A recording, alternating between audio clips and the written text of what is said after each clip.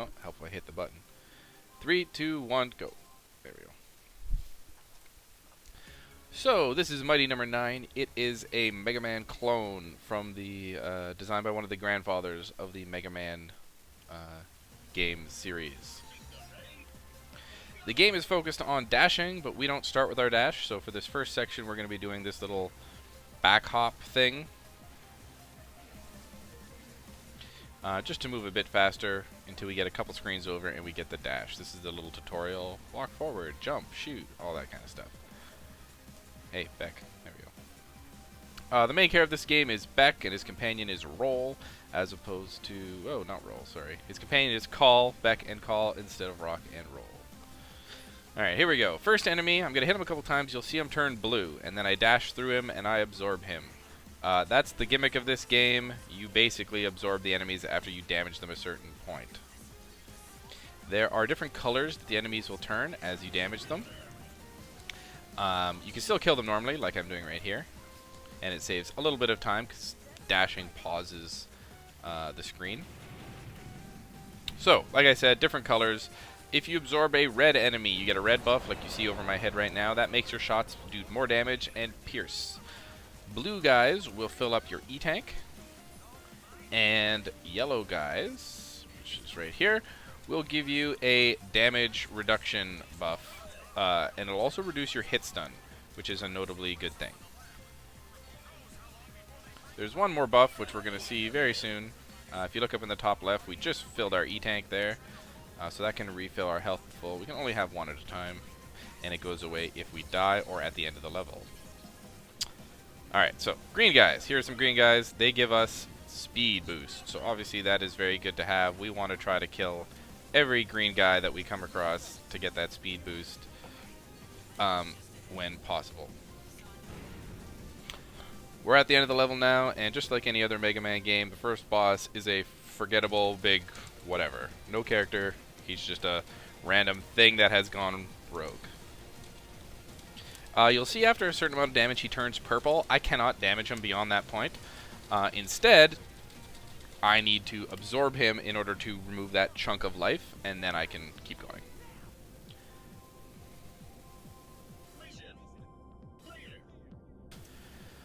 Unlike Mega Man, Beck is not destroying the crazy robots that he encounters at the end of each level. He is absorbing the virus inside and curing them, so they go back to normal, which is the cool shtick for one of the neatest parts of this game, which is all these mighty numbers, the robot masters of this game.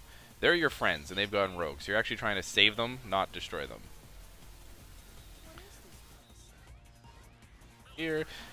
The first stage we do is Battalion's stage. It's a military base. We do it because it gives us the best weapon, just like any other Mega Man game. Do the best weapon stage first.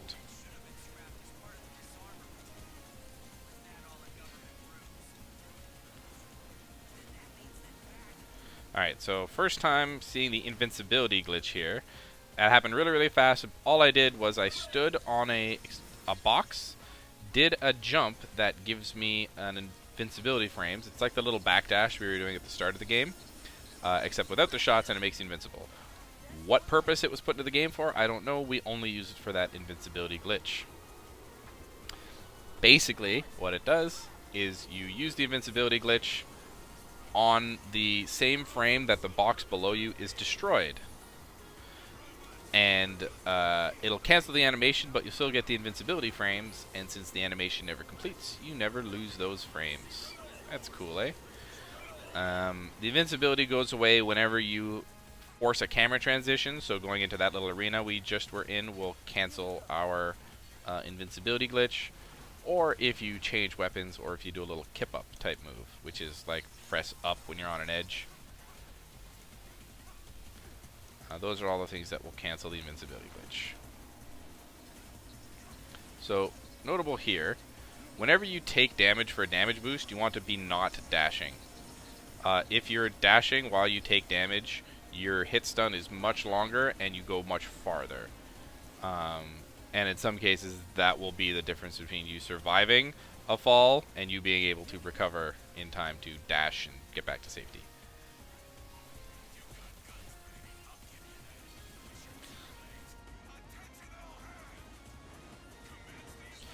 This game has a brawl logic in some places, so when you land, there's a chance that you will have a hard landing. That was very dangerous. There's a chance you'll have a hard landing, and you'll lose all your momentum, and yeah, you'll just kind of like do a Superman landing. That sucks. You don't want that to happen. Alright, so here's Battalion. He's the first boss of the game. Because we have an E-tank, we can pretty much just face tank all his attacks.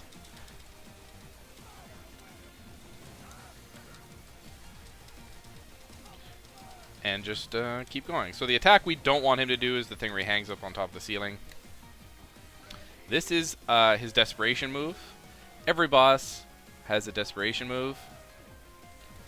But some of them, actually a good majority of them, are skippable or otherwise preventable using various strategies. Alright, so that's Battalion. Boom, done. And now he's back on our team. Cool thing about this is every boss will show up in the stage that its weakness is relevant in. Just to help out on the good side. Sometimes it actually helps, sometimes it does nothing. Oops, forgot to split there. That's fine.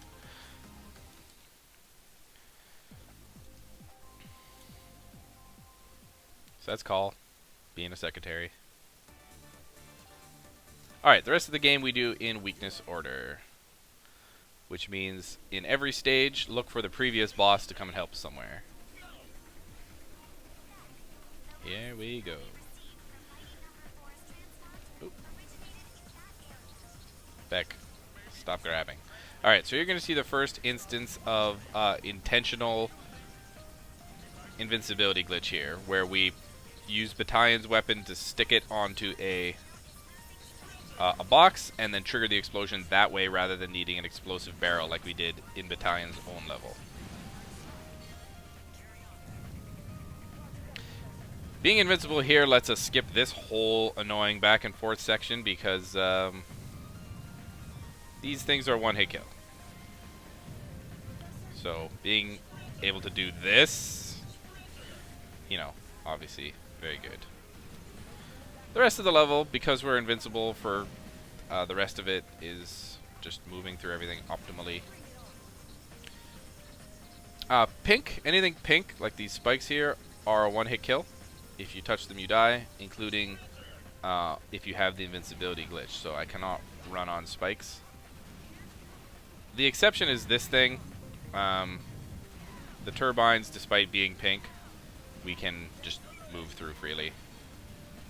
However, at this point, Battalion shows up and turns it into a wall. So if I'm behind it, I get stuck and I can't come back. And it's a soft lock. Alright, so here is Seismic.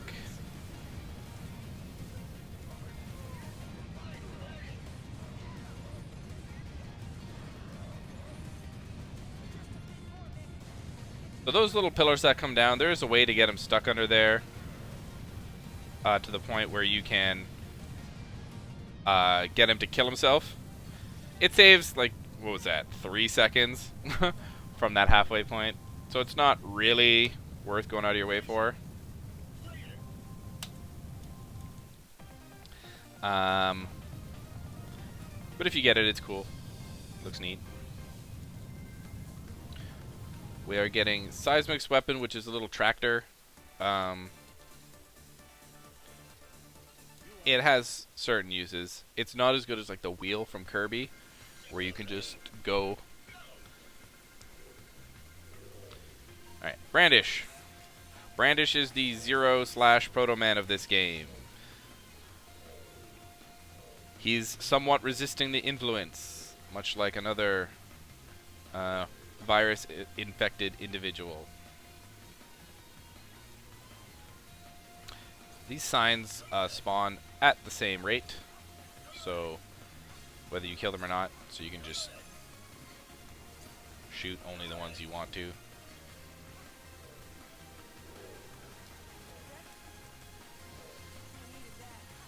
Alright, so this section here is a lot of using your air dashing and shooting wisely to just keep moving. If you touch the floor, you die. The highway, that is. So we want to just keep moving and... Oh, grab the ledge there by accident. You just want to keep moving as smoothly as possible.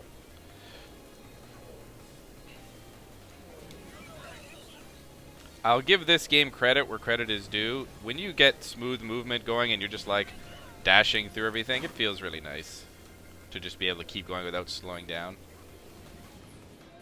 Here's an arena, and this is a good example of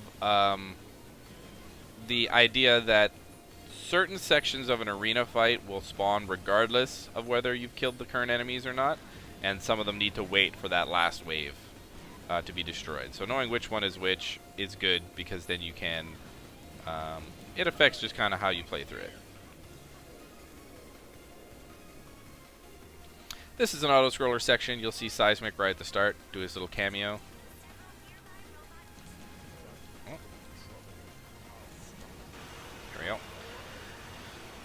So it gives us a nice amount of blocks here. So we grab the invincibility glitch just because. It does not speed anything up because it is an auto-scroller. If you aren't wondering what that big red truck would have done if Seismic did not stop it, the answer is it's not there. If you have not rescued Seismic, that truck is not there, and it proceeds as normal. Otherwise, if you look on the top left right now, you can see me switching between two different items, or two different modes, item thingies. Unlike the rest of the Mega Man games where you use the bumpers to like switch through your weapons, or like the original Mega Man games where you need to use the pause menu to get there, this game lets you pre-select what you want to switch to, and then has a switch button that you use to actually change your ability. If you're coming straight from playing a Mega Man game, it's really awkward. I started running this game straight off of playing Mega Man X, and it took some getting used to. Once you're used to it, though, it lets you preempt different changes really nicely, so you only have to press one button to change to the weapon you want. The unfortunate part is switching to multiple weapons back and forth is kind of awkward because you're hitting an extra button the whole time. Anyway, this is the brand fight.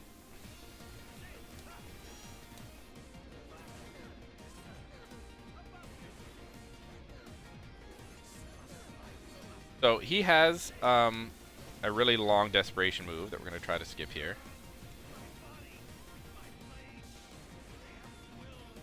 We did. Perfect. Alright. So, Brand's desperation move is very long. He dashes around the screen, does like a maximum spider type thing. And being able to skip it saves you all that time, but we don't quite know how it's done. Right now, we know that you need to hit him kind of when he's doing his little pose and talk, and you can get in a couple hits despite him supposing to be invincible. And if you get in enough hits, you can dash through him and then remove his invincibility. Wow. Sorry, I was focusing on the menuing there. If you can dash through him before he does the move, you will cancel the move by absorbing him. That's what I was trying to say.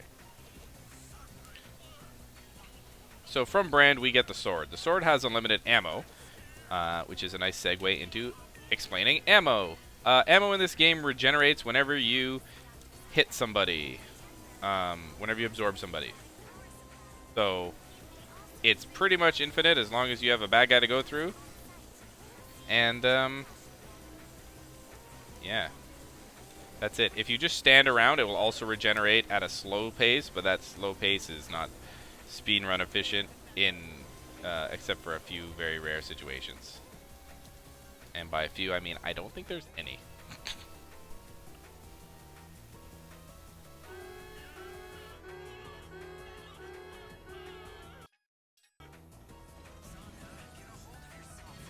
So this is a little arena. It's an arena. I see Techie's comment down there. The other notable thing of the swords is that when you're using them, they deflect projectiles, and any range attacks you'll be immune to while that's happening.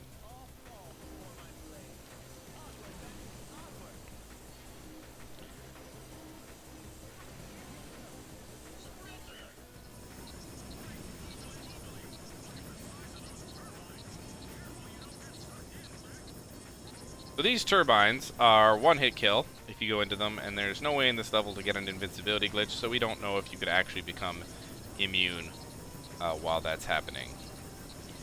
And if you could become immune, what it would do.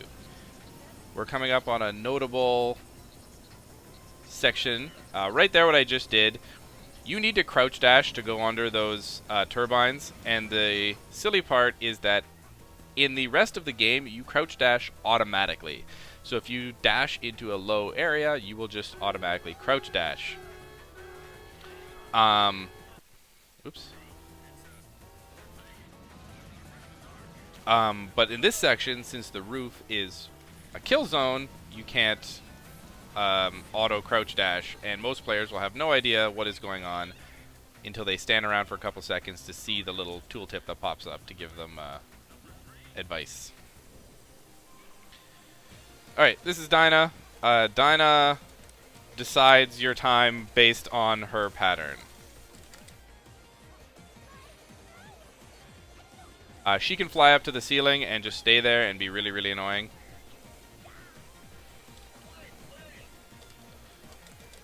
So let's see what I got here. This is actually a pretty damn good pattern, so I will take that. And we're moving on.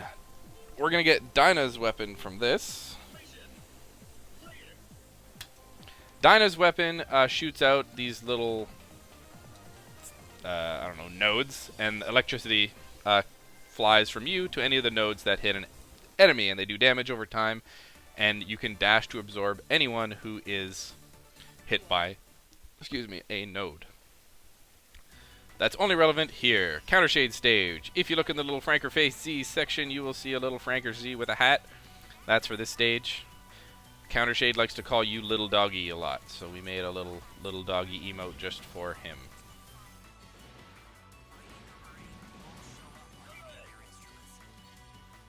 Alright, so Countershade, let's see if he's here. No. This map is cyclical. So if you go all the way to the right, you will eventually loop back around and come here. The objective of this is you're trying to hunt down Countershade, who is a sniper, and damage him enough that he takes you to the boss fight. The first time you see him there is a cinematic, so damaging them there doesn't really do anything. So we just skip it, leave the room as soon as we get in there. That's the first time. He's in the same spots every time, so that's really nice. He's going to be right here. So he's in the same rooms every time. His location in the room is different. So there are more optimal rooms than others.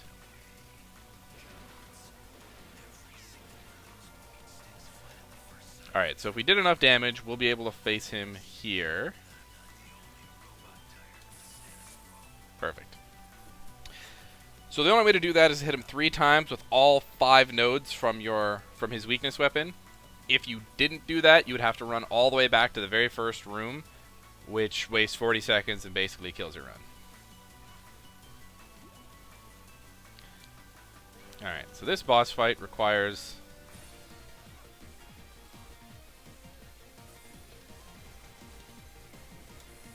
some concentration.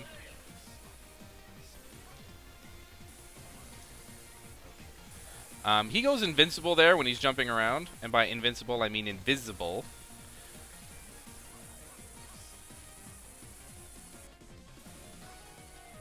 Good. Means we should. Ah, we missed the desperation skip. But I didn't have enough, I didn't tag him enough times there.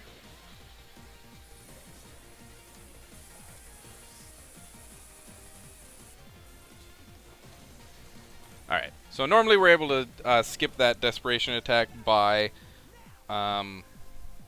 tagging him with enough nodes that when he moves across the room, he'll take enough damage that we can buster him right before he becomes invincible, absorb him, counter the desperation skip, just like we did with Brand. That didn't happen. That's fine. Moving on. Next, if you look in the Franker Z section, you'll see a little thanks Avi emote. That is for this stage. This is Aviator stage. He is a network broadcaster type guy. His dialogue is hilarious. If you have this game and listen to it, you probably won't be able to hear it here, so we're gonna leave it at that.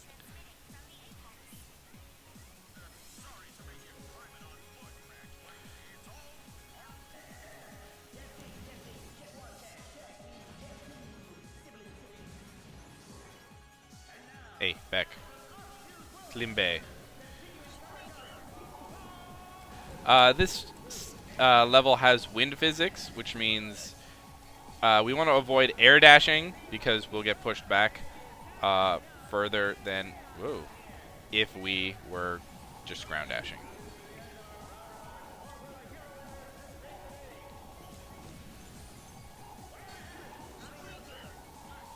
Alright.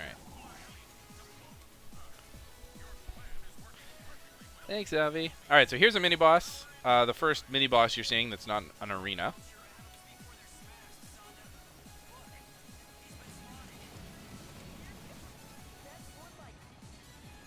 Pretty basic. The battalion bomb is its weakness, which makes it really nice. Because you don't need to worry about aiming. You just shoot bombs.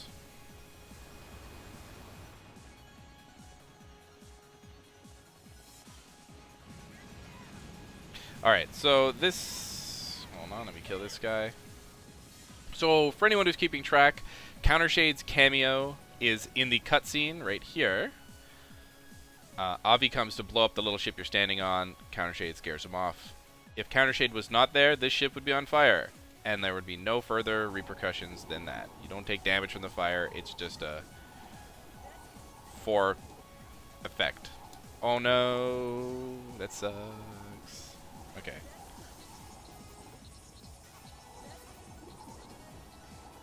Alright, so the Countershade's weapon is basically a fixed Gemini laser.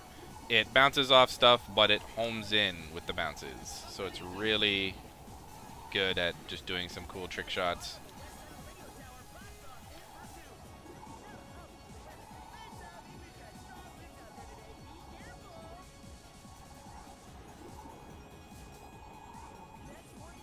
Alright.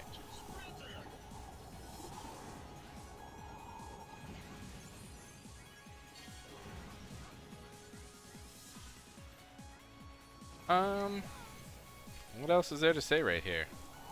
Normally I'm tangenting off of something else. In other difficulties, this section you would have Avi's own weapon, because in other difficulties you start with all the weapons. And his weapon is a little propeller that lets you get extra height in wind and when you jump. So you can actually go through this area a lot easier if you have Avi's own weapon. Fun fact. And we're at the Avi fight. Alright, so Avi is like Storm Eagle from the X series in that he has a drive-by attack that can waste all your time. Any other move he does, we can get a full absorb.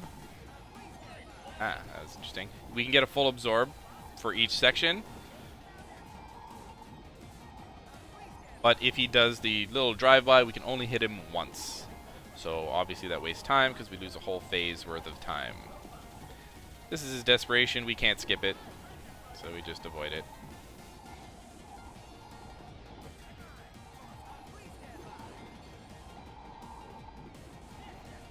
Alright, so there's his... Oh, I didn't even hit him once there.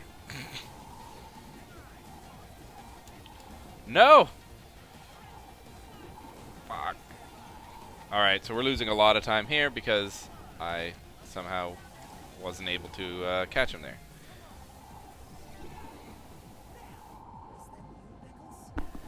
Man, even just looking at chat throws me off. Crazy. I should just not look at chat.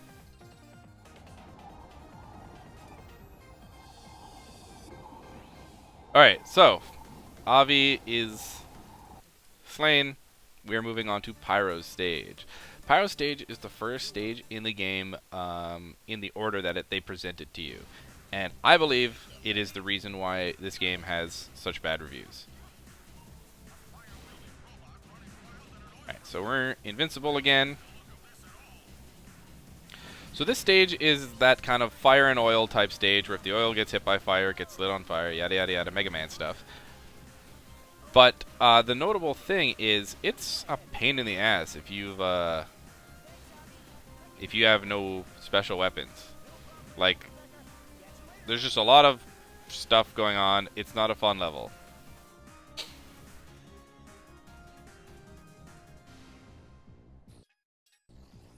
Without special items, that is.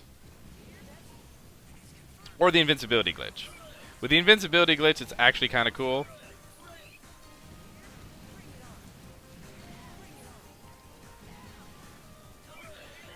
Alright, so that little arena canceled our glitch, so we're going to try to get it once more time here. Which we do.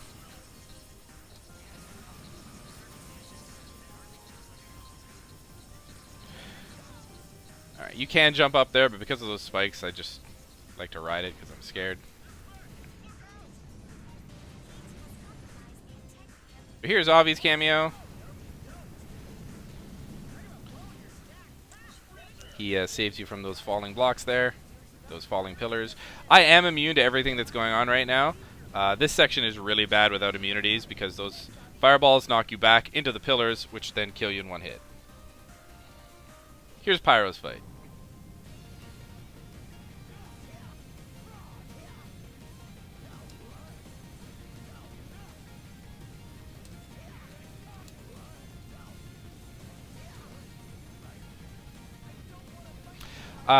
This is another thing that made reviewers cry.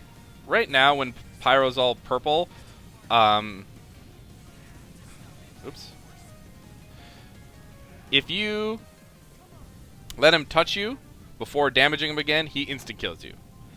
So imagine playing this game for the first time, you're still learning the controls, you finally get to the boss with however many lives you have left, and then the boss halfway through just insta gives you.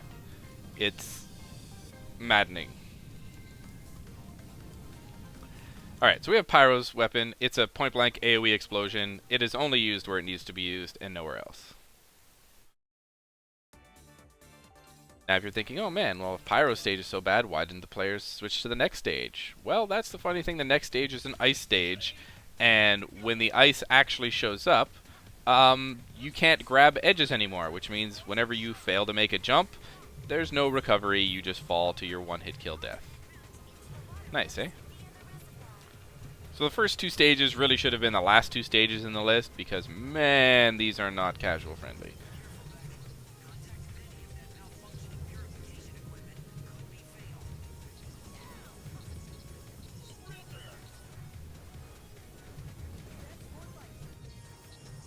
Like, look at this. All these spikes.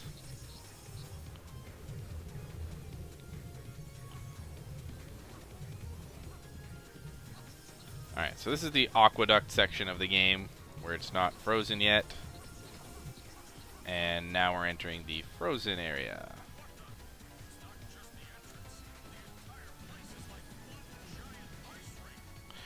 Here's another mini-boss. These are the Pong bosses.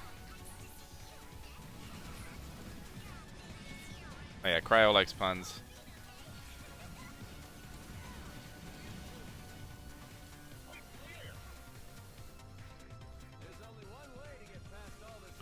So there's Pyro's cameo. As far as I know, he doesn't actually do anything here. His biggest benefit is he shows up again and removes the ice physics from the boss fight, which is really freaking handy.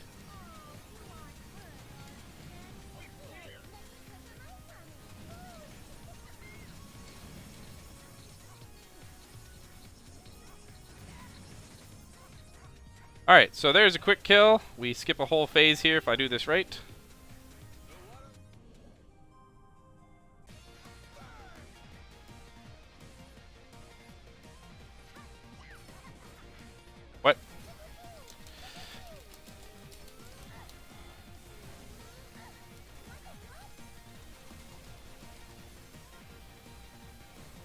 Okay.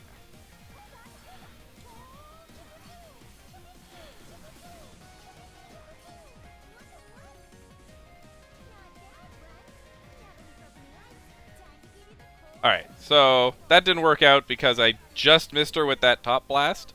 Normally what's supposed to happen is you hit her with the top blast, she takes the damage, and you can absorb her as she's falling, which lets you damage her one more time all the way to weakness when she's on the ground shooting those little ice blocks. No bueno.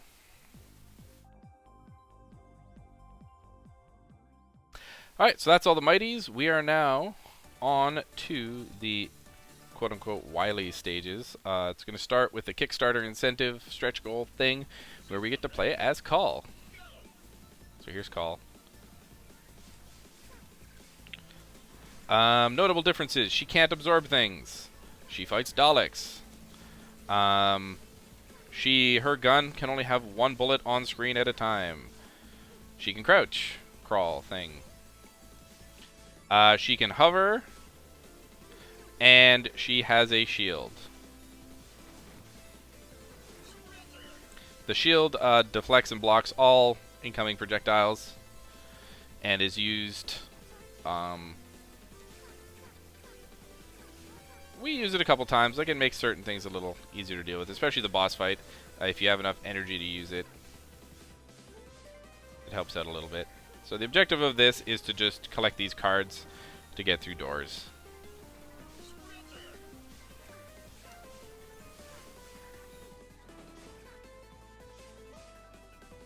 Here's the little arena battle, and this arena sucks casually.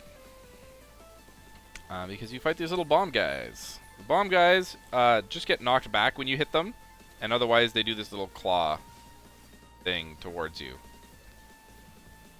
You can't kill them, they just explode naturally. And they're just annoying if they get out of hand. Thankfully, these guys come low enough that we could take advantage of the point-blank shots to just spam through them. And because we need to wait for this bomb guy to die, we can take our sweet time killing this last guy.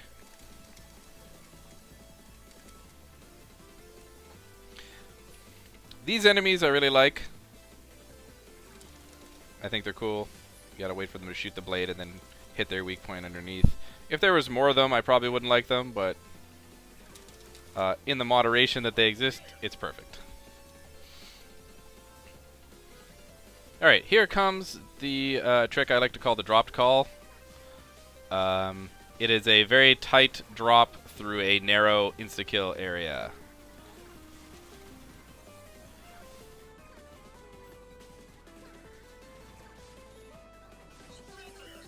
I'm going to take it actually kind of slow. Just because I think I'm doing kind of okay right now. So I'd rather not break that pace. There is a way where you can just drop through that whole area really fast without having to use your hover. But if you die, you start at the back where the arena was and have to climb all the way up and you lose a ton of time. Anyway, so here we are. This is the boss fight. It's a stretch goal boss fight, which means it was hastily put together. So, this is what the boss does. He jumps across the screen. He shoots that halo of bullets. He calls down a box. Inside the box, there will be a bomb or a Dalek. If it's a bomb, he will eat it and take damage immediately. There you go. If it's a Dalek, he will regenerate his eye, and then we have to shoot it out, causing a little bit of damage. The first 4 boxes will always include 2 Daleks and 2 bombs, which will bring his health down to just low enough that either a bomb or a Dalek will kill him next. However, the last bomb is the last box that drops is a 50-50 chance as to what it will be, and if you get a Dalek, you lose about, I don't know, 3 seconds. That is the only way to save time in this fight. I guess that's a lie. You want to make sure that the boxes drop close to his mouth, so he spends as little time as possible trying to slowly sneak up and eat the thing. If you also happen to get Call closer to him than the item, let's say the item was over here for whatever reason, then he will try to eat you, and then you have to deal with this thing being on screen while he does his pattern, quote unquote.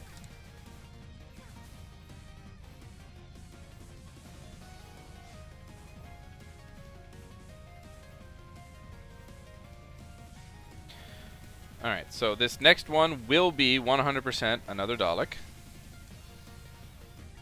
which will take his health to just the amount that either a bomb or Dalek will be required to kill. And then we will hope for a bomb for the last one.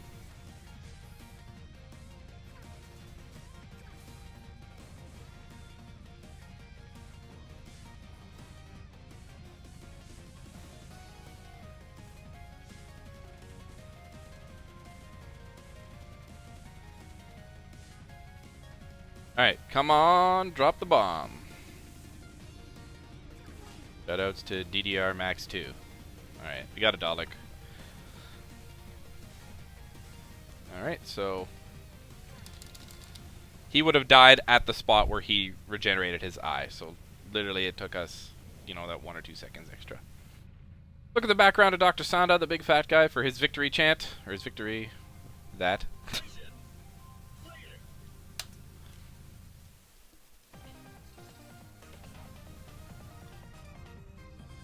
Moving onwards to the next level, we have that kind of stereotypical level where you use all the abilities.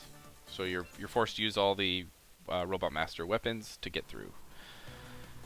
I'll try to narrate which ones we're using as we go. Here we go. The first section you can go through however you want.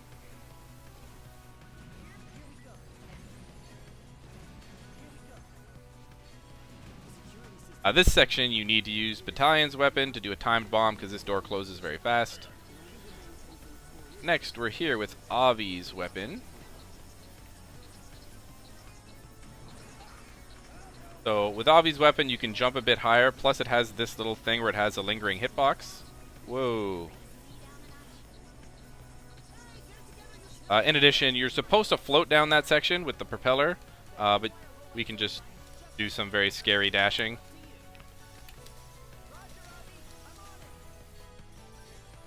The weakness of this mini-boss is ice.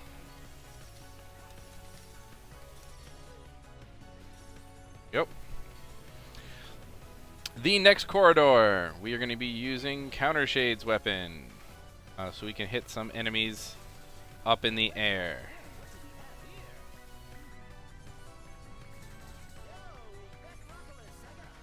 It's also used to shoot, boom, into here. Thankfully, the shot angle for that is right at the peak of your jump and not somewhere in between, because that would have been really annoying otherwise.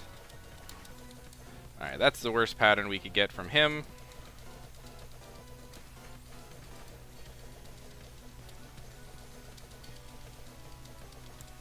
But we should be able to finish this off right here. And you can see that's an example of the swords making you immune.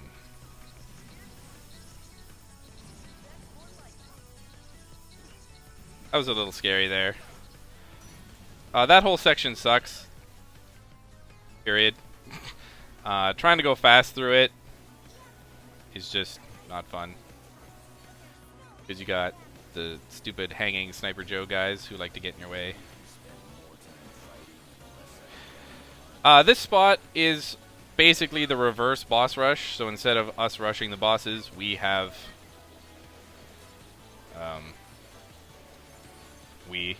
the bosses are rushing them. Unfortunately, that's a way less exciting because all we do is fight these little robot dudes over and over again. On the plus side, it fills up our E-Tank twice through this fight alone, so make sure you're at least good on life.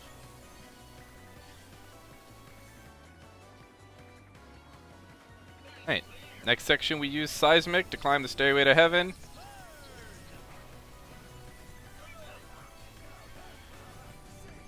Alright, could have been a little better, but still good. And now we're into the last, the button.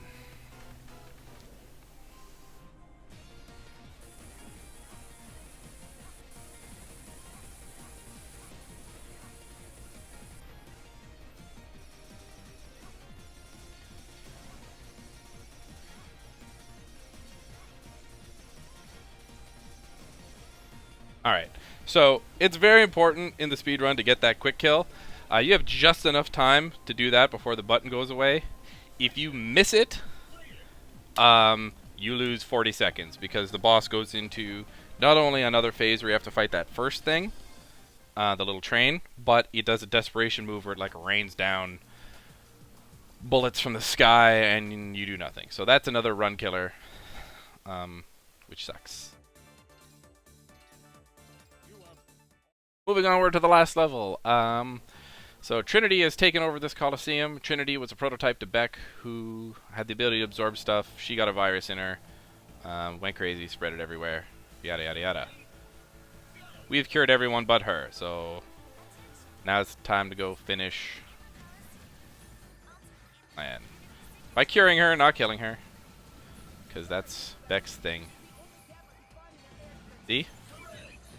Mega Man was not originally an asshole robot and became a fighting robot that killed his friends that went haywire. Beck was a fighting robot and became a robot that did not kill his friends. So, yeah. I don't know what that says, but you can take that as you want.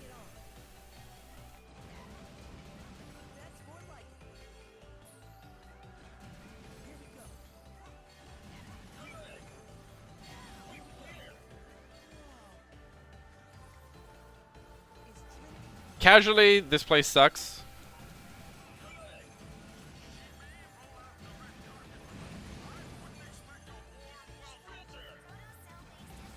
So you have these blocks here that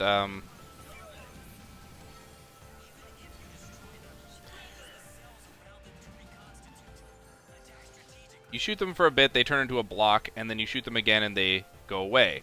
If you go too far away, when they're in their gone form, they will respawn into the damagey blocks. Not good. But once you know what you're doing,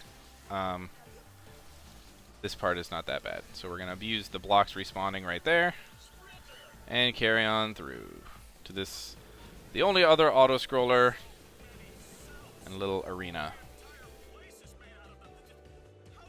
So, I like the fact that there are not too many auto-scrollers here.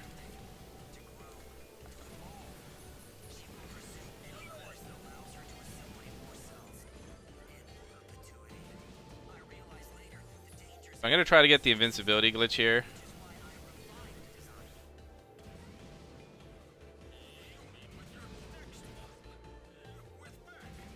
Yep. We are now invincible.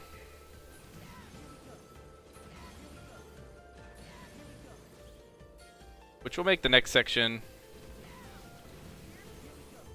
much easier. So it's an air section here.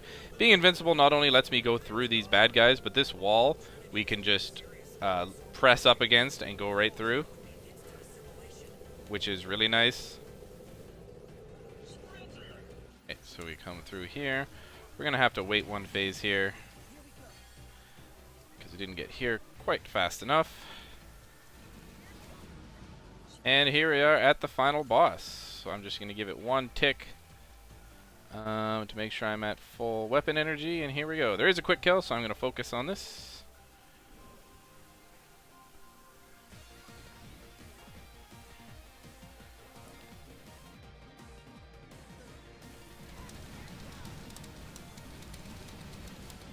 Oh, we're not getting that. Alright, so we missed the quick kill. Hopefully we'll get a quick follow-up. We're losing a bunch of time here, which sucks. But ideally we can get through this as fast as possible. There we go. And move on to the end.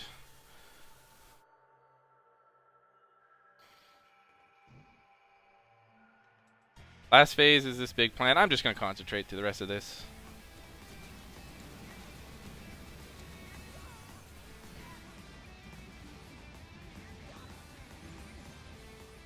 That sucks.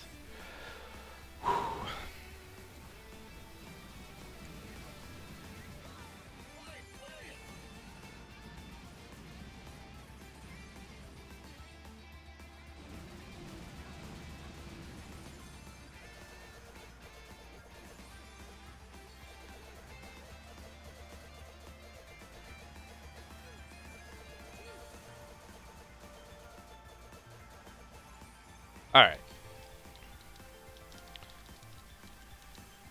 Pew, pew, pew, pew.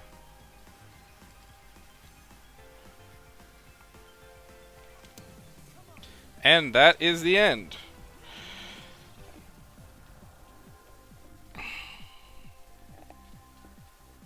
So that's the end of the game. That's Trinity. This is the first time we see her. She has very little bearing on the plot other than surprise she's the cause of it.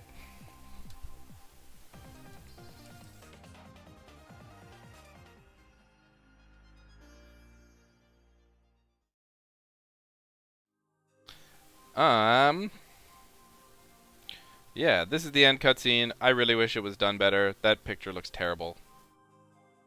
Followed by, this is 4 hours of credits. They actually announce every single Kickstarter supporter in it, and there's a pretty cool rap song, a Mighty No.9 rap, that I really like. And that's it. That's Mighty No.9. We use in-game time, so I'm gonna go look at my time. 33:54. That might be a PB. It's not gonna be a big PB, but it might be a little tiny PB. What's my actual thing here? Hey! That's a PB on this clock over here. Still didn't get that quick kill. If I would have got that quick kill on Trinity, it would have been like gold.